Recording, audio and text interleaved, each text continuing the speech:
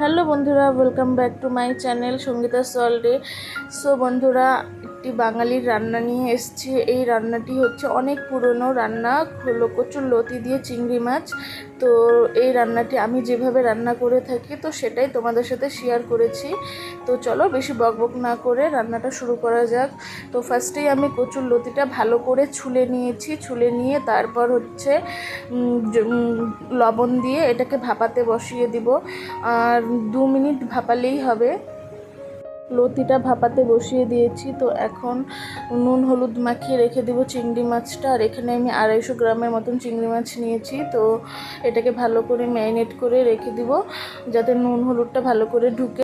তো আমার চিংড়ি মাছগুলো ভালো করে মাখা হয়ে গেছে। আর চিংড়ি মাছগুলো বেশ বড় বড়ই ছিল। আর এদিকে দেখো লতিটা ভালো করে ভাপানো হয়ে গেছে। তো এটাকে একটা ছান্তার সাহায্যে উঠিয়ে নেব। আর ঠান্ডা জল দিয়ে ভালো করে পরিষ্কার করে আরও একবার আমি ধুয়ে নিলাম।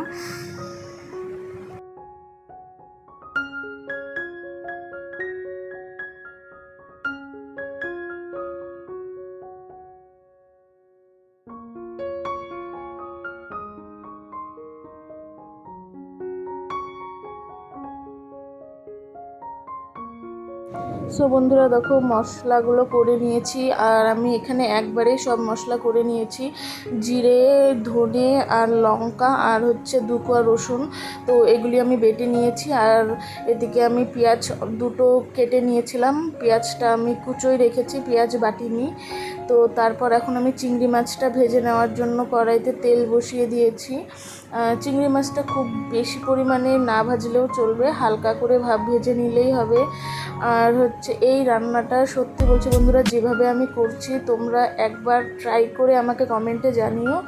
যদি ভালো না লাগে তাহলে আমাকে কমেন্টে এসেও বলে দিয়ে যেও। এই রান্নাটা ভীষণ পরিমাণে টেস্ট হয়। আর আমাদের বাড়ির লোক সবাই খেয়ে ভীষণ প্রশংসা করেছে। তো সেই জন্যই আর কি তোমাদের সাথেও ভাবলাম শেয়ার করি। তো দেখো চিংড়ি মাছটা বসিয়ে দিয়েছি। আর চিংড়ি মাছের ওপর দিয়ে ফেনা উঠে এসছে, কিন্তু সেটাতে কোনো ভয়ের কিছু কারণ নেই, কারণ চিংড়ি মাছ ভাজার সময় একটু ফেনা উঠেই আসে। তো এটাকে এখন ভালো করে ভেজে নিব লাল লাল করে। তো বন্ধুরা দেখো চিংড়ি মাছটা আমার ভাজা পুরো কমপ্লিট হয়ে গেছে। তো আমি এখন এটাকে নামিয়ে নিচ্ছি।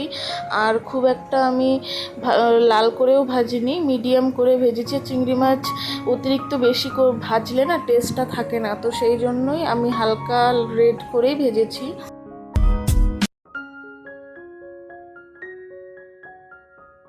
সো বন্ধুরা দেখো তারপর ওই তেলের মধ্যেই আমি কালো জিরে আর হচ্ছে পেঁয়াজটা সম্বার দিয়ে নিচ্ছি। এটাকে ভালো করে ভেজে নিব ব্রাউন কালার করে। আর এই তেলের মধ্যে আমি কোনো তেল অ্যাড আর করিনি, কারণ চিংড়ি মাছ ভাজার পরে এই তেলটা অনেকটাই বেঁচে গেছিলো।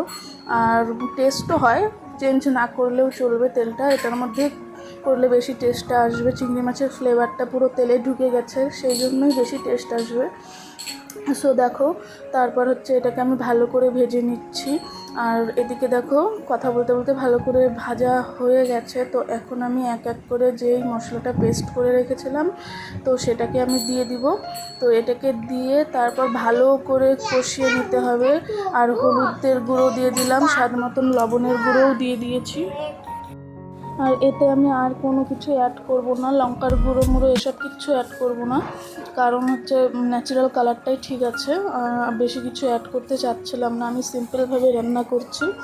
আর রান্নাটা ভীষণ সহজভাবেই করেছি। তোমরা এই রান্নাটা সকলেই করতে পারবে, একটু ট্রাই করে দেখো। আর এটা পুরনো হতে পারে কিন্তু খেতে অসম্ভব টেস্ট হয়। তো দেখো আমি ভালো করে মশলাটা কষিয়ে নিয়েছি আর আমার তেলও ছেড়ে দিয়েছে মশলার গা থেকে। তো এখন চিংড়ি মাছগুলো দিয়ে হালকা একটু সেঁতলে নেব, তারপর লতাটা আমরা দিয়ে দিব। আর চিংড়ি মাছটা এখনই দিচ্ছি তার কারণ হচ্ছে মশলার মধ্যেও যেন ভালোভাবে চিংড়ি মাছটা কষে যায়। তারপর লতাটা তো সিদ্ধ করাই আছে, তো ওটা দিয়ে 2 মিনিট ভেজে নিলেই আমাদের পুরো রান্নাটা কমপ্লিট হয়ে যাবে। না সরি, পুরো রান্নাটা তখন কমপ্লিট হবে না, একটু ভেজে নিয়ে জল দিয়ে দিলেই হয়ে যাবে। তো দেখো চিংড়ি মাছটা আমার ভাজাটা হয়ে গেছে। আর আমি এখন লতাটাকে দিয়ে দিলাম। তো দেখতে থাকো, আমি পুরোটা বলেই দিয়েছি তোমাদের, আর কিছু বলার নেই। তো তোমরা রান্নাটা এনজয় করতে থাকো।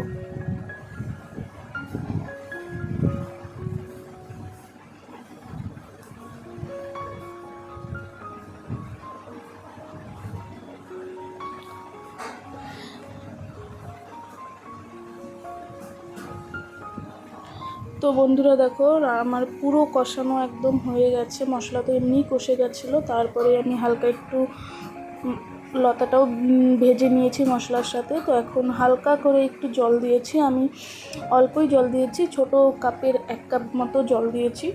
তো এটা একটুখানি ফুটে আসুক, তারপরে নামিয়ে দেব। তো তোমাদের এই রেসিপিটা কীরকম লাগলো আমাকে কমেন্টে অবশ্যই জানাবে। যদি ভালো লেগে থাকে তাহলে আমার চ্যানেলটিকে সাবস্ক্রাইব করে দিও অ্যান্ড পাশে থাকা বেল আইকনটিকে অল করে দিও, আর আমাকে একটু সাপোর্ট করো বন্ধুরা। তোমাদের রান্নাবান্নার ভিডিওগুলো বেশি ভালো লাগে নাকি হচ্ছে যখন ঘুরতে যাই ওই সব ভিডিওগুলো বেশি ভালো লাগে? কোনটা বেশি ভালো লাগে কমেন্টে জানিও আমাকে। তো আমি সেরকম ভিডিওই করার চেষ্টা করব, আর কমেন্টে তোমাদের মতামত জানিও তোমরা কী ধরনের ভিডিও দেখতে চাও। তো আশা করছি আমি সেগুলো করার চেষ্টা করব। তো চলো আজকের মতন এই পর্যন্তই, তোমরা ভালো থেকো, সুস্থ থেকো। তো চলো, বাই বাই।